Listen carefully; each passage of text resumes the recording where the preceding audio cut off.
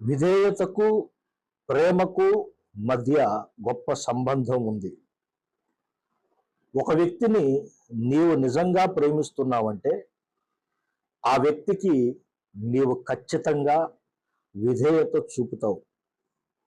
ఒక వ్యక్తిని నీవు ప్రేమిస్తున్నానని చెబుతూ ఆ వ్యక్తి మాటకు నీవు లోబడటం లేదంటే నీవు నిజముగా ఆ వ్యక్తిని ప్రేమించటం లేదని అర్థం.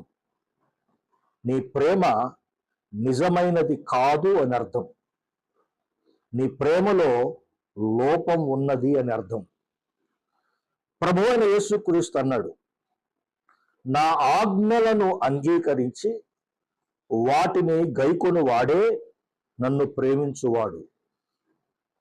విధేయత ప్రేమకు పరీక్ష, విధేయత ప్రేమకు రుజువు.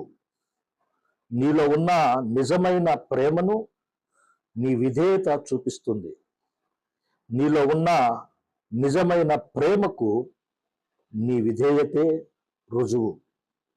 కాబట్టి నిజమైన ప్రేమ నీలో ఉందో లేదో నిన్ను నీవే పరీక్షించుకో. ఆ విషయంలో నిన్ను నీవే సరిచేసుకో. తనను నిజముగా ప్రేమించు వారి కొరకు ప్రభువు ఎదురు చూస్తూ ఉన్నాడు.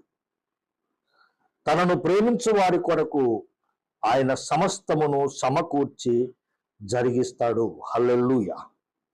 క్రీస్తు కృప నీకు తోడై ఉండి నిన్ను దీవించునుగాక. ఆమేన్.